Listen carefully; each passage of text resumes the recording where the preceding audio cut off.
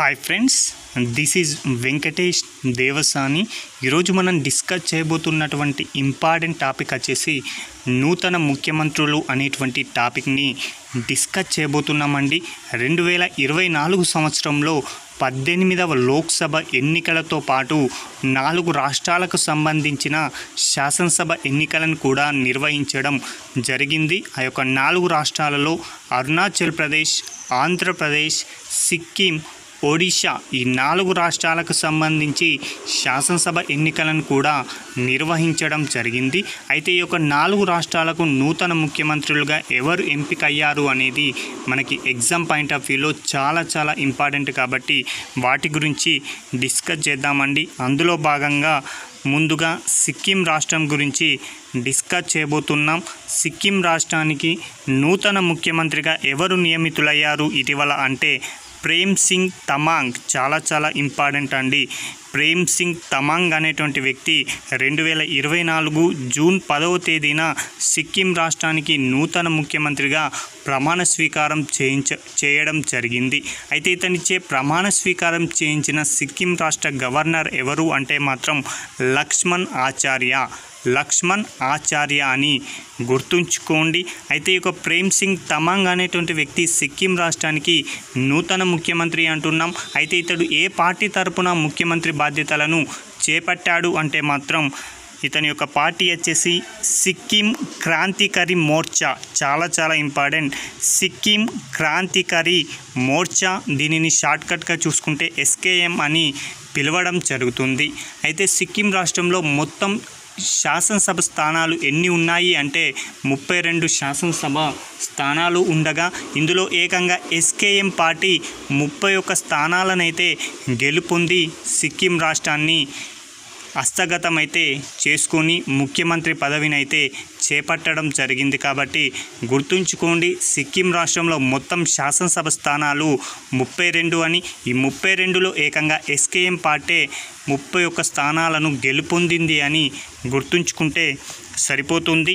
అయితే ప్రేమ్ సింగ్ తమాంగ్ అనేటువంటి వ్యక్తి వరుసగా 2వసారి ముఖ్యమంత్రిగా ప్రమాణ స్వీకారం చేయడం జరిగింది. అయితే సిక్కిం రాష్ట్రానికి ఇతడు ఎన్నవ ముఖ్యమంత్రిగా ప్రమాణ స్వీకారం చేశాడు అంటే మాత్రం 6వ ముఖ్యమంత్రి అని గుర్తుంచుకోండి. చాలా ఇంపార్టెంట్. సిక్కిం రాష్ట్రానికి 6వ ముఖ్యమంత్రిగా ప్రేమ్ సింగ్ తమాంగ్ 2024 జూన్ 10వ తేదీన ప్రమాణ స్వీకారం చేయడం జరిగింది. అయితే సిక్కిం రాష్ట్ర తొలి ముఖ్యమంత్రి ఎవరు అనేది కూడా మనకి ఎగ్జామ్ పాయింట్ ఆఫ్ వ్యూలో అడగడానికి అవకాశం ఉంది. కాబట్టి ఎవరు అంటే కాంజీ లేమ్దుప్ దోర్జీ అండి. కాజీ లేమ్దుప్ దోర్జీ అనేటువంటి వ్యక్తి సిక్కిం రాష్ట్రానికి తొలి ముఖ్యమంత్రి అండి. అదేవిధంగా 5వ ముఖ్యమంత్రిగా ఒక వ్యక్తి ఉన్నాడు. ఇతని గురించి కూడా ఎగ్జామ్ పాయింట్ ఆఫ్ వ్యూలో చాలా ఇంపార్టెంట్. ఎవరు అంటే సిక్కిం రాష్ట్ర 5వ ముఖ్యమంత్రి వచ్చేసి పవన్ కుమార్ చామ్లింగ్ అండి. చాలా ఇంపార్టెంట్. ఇతని పేరును గుర్తుంచుకోండి. పవన్ కుమార్ చామ్లింగ్ సిక్కిం రాష్ట్ర 5వ ముఖ్యమంత్రి. ఇతనికి సంబంధించి ఏంటి ప్రత్యేకత అంటే భారతదేశ చరిత్రలో అత్యధిక కాలం ముఖ్యమంత్రిగా పనిచేసినటువంటి వ్యక్తిగా రికార్డ్ అయితే సాధించడం జరిగింది. కాబట్టి అతని పేరునైతే గుర్తుంచుకోండి. అయితే సిక్కిం రాష్ట్రానికి సంబంధించి కొన్ని ముఖ్యమైన అంశాలను కనుక పరిశీలిస్తే సిక్కిం రాష్ట్రాన్ని 35వ రాజ్యాంగ సవరణ ద్వారా 1974లో ఒక అనుబంధ రాష్ట్రంగా భారతదేశంలో ఏర్పాటు చేయడం జరిగింది. కాబట్టి గుర్తుంచుకోండి, రాజ్యాంగ సవరణ 35వ రాజ్యాంగ సవరణ 1974 సంవత్సరంలో చేయడం జరిగింది. ఈ యొక్క రాజ్యాంగ సవరణ ద్వారా సిక్కింని ఒక అనుబంధ రాష్ట్రంగా అయితే 1974లో ఏర్పాటు చేయడం జరిగింది. అయితే 36వ రాజ్యాంగ సవరణ చట్టం ద్వారా 1975లో సిక్కింకి ఒక ప్రత్యేక రాష్ట్ర హోదానైతే కల్పించారు. అంటే సిక్కిం రాష్ట్రం అనేది అనుబంధ రాష్ట్ర హోదాను తొలగించుకొని ఒక రాష్ట్ర హోదానైతే సంపాదించుకుంది. అలా సిక్కిం అనేది భారతదేశంలో 22వ రాష్ట్రంగా ఏర్పాటైంది. ఏ సంవత్సరం అంటే 1975 సంవత్సరం అని గుర్తుంచుకుంటే సరిపోతుంది. అదేవిధంగా సిక్కిం రాష్ట్రానికి సంబంధించి రాష్ట్ర జంతువుగా రెడ్ పాండా అనేది ఉండడం జరిగిందండి. ఇదండి సిక్కిం రాష్ట్రానికి సంబంధించిన ముఖ్యమైన అంశాలు. మరొక ఇంపార్టెంట్ ఉన్నటువంటి రాష్ట్రం ఆంధ్రప్రదేశ్ రాష్ట్రానికి నూతన ముఖ్యమంత్రిగా 2024 సంవత్సరం జూన్ 12వ తేదీన నారా చంద్రబాబు నాయుడు గారు ప్రమాణ స్వీకారం చేయడం జరిగింది. ఎక్కడ అంటే కేసరపల్లి ఐటీ పార్కులో ముఖ్యమంత్రిగా ప్రమాణ స్వీకారం అయితే చేయడం జరిగింది. అయితే చంద్రబాబు నాయుడు మొత్తంగా 4 సార్లు సీఎంగా బాధ్యతలను చేపట్టడం జరిగిందండి. అందులో ఉమ్మడి ఏపీగా అంటే తెలంగాణ మరియు ఆంధ్రప్రదేశ్ కలిసి ఉన్నటువంటి ఉమ్మడి ఆంధ్రప్రదేశ్కి 2 సార్లు సీఎంగా చేశారండి. అందులో మొదటిసారిగా 1995, రెండవసారిగా 1999లో ఉమ్మడి ఏపీకి సీఎంగా పనిచేయడం జరిగింది. అదేవిధంగా విడిపోయిన నవ్యాంధ్రప్రదేశ్కి రెండవసారి సీఎంగా ప్రమాణ స్వీకారం చేయడం జరిగింది. అంటే మొదటిసారిగా 2014, రెండవసారి 2024, మొత్తంగా 4 సార్లు ముఖ్యమంత్రిగా బాధ్యతలనైతే చంద్రబాబు నాయుడు గారు చేపట్టడం జరిగింది. అయితే ఆంధ్రప్రదేశ్ నూతన ముఖ్యమంత్రిగా నారా చంద్రబాబు నాయుడు గారిచే 2024 జూన్ 12వ తేదీన ఎవరు ప్రమాణ స్వీకారం చేయించారు అంటే ఆ రాష్ట్ర గవర్నర్ అయినటువంటి అబ్దుల్ నాజీర్ అండి. చాలా చాలా ఇంపార్టెంట్. గవర్నర్ పేర్లను కూడా గుర్తుంచుకోండి, ఓకేనా. ఏపీ గవర్నర్ ఎవరు అంటే అబ్దుల్ నాజీర్ గారని గుర్తుంచుకుంటే సరిపోతుంది. అయితే ఆంధ్రప్రదేశ్ రాష్ట్ర శాసనసభ ఎన్నికలు ఎప్పుడు నిర్వహించారు అంటే 2024 మే 13వ తేదీన ఆంధ్రప్రదేశ్ రాష్ట్రానికి సంబంధించిన మొత్తం శాసనసభ స్థానాలైనటువంటి 175 స్థానాలకి ఎన్నికలను నిర్వహించడం జరిగింది.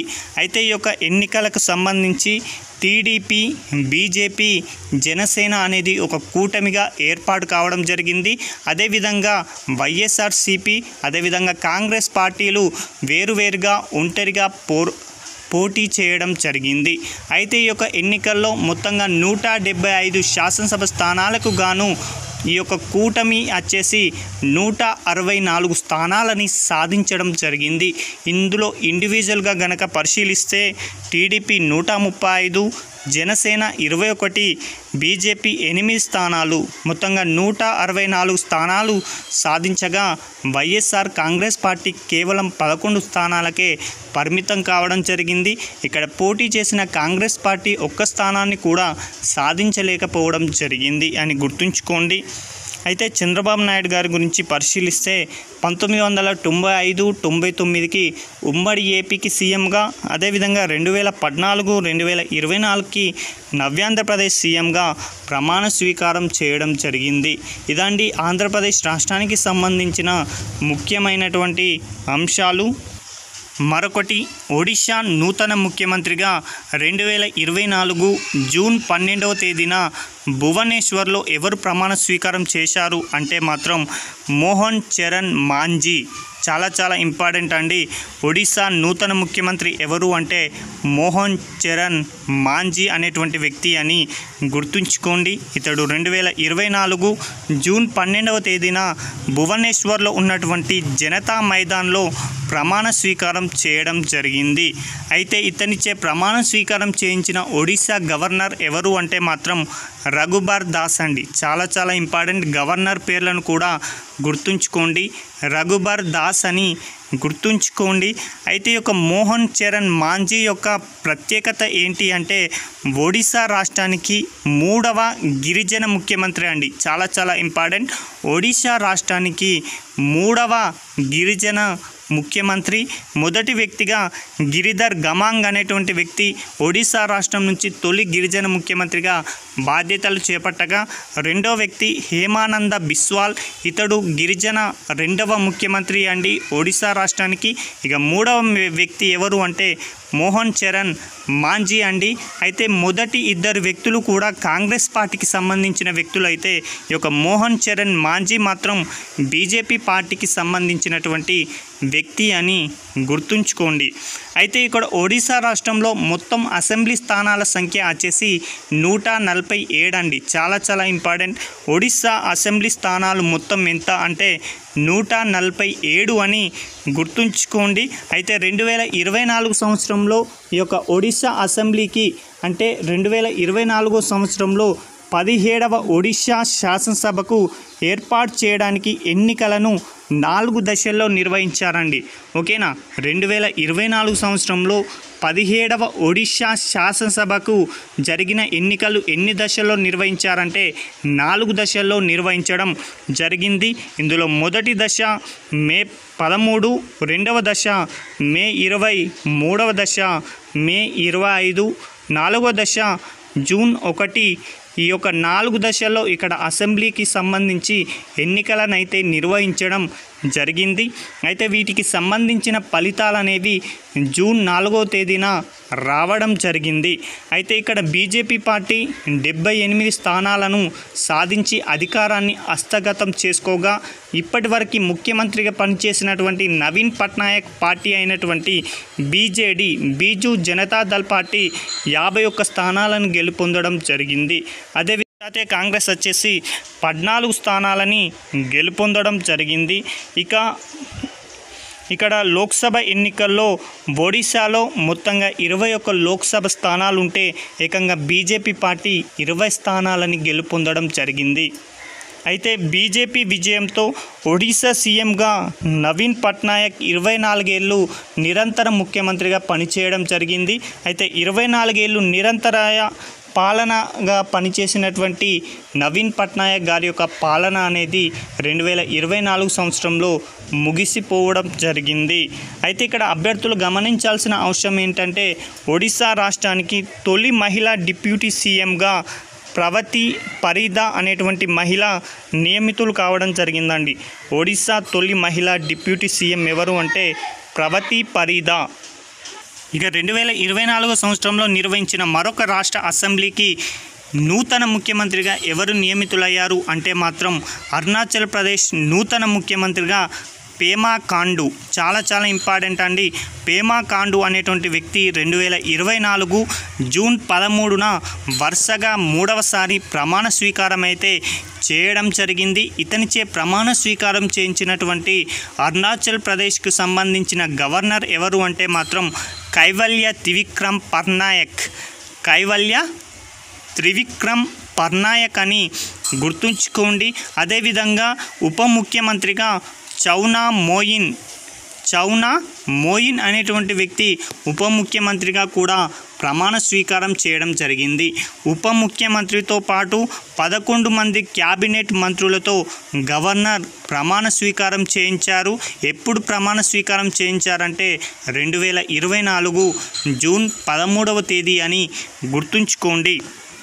అదేవిధంగా లోక్సభ ఎన్నికలతో పాటు 11వ అరుణాచల్ ప్రదేశ్కు జరిగినటువంటి శాసనసభను ఏర్పాటు చేయడానికి ఎన్నికలు అనేవి ఏప్రిల్ 9, 2024 సంవత్సరంలో నిర్వహించడం జరిగింది. అయితే మొత్తంగా ఎన్ని స్థానాలకి ఎన్నికలు నిర్వహించారంటే 50 అసెంబ్లీ స్థానాలకి ఎన్నికలు నిర్వహించడం జరిగింది. అయితే ఇక్కడ అభ్యర్థులు ఒక అంశాన్ని గుర్తుంచుకోవాలండి. అరుణాచల్ ప్రదేశ్కు సంబంధించి మొత్తం శాసనసభ స్థానాలు వచ్చేసి 60 స్థానాలు.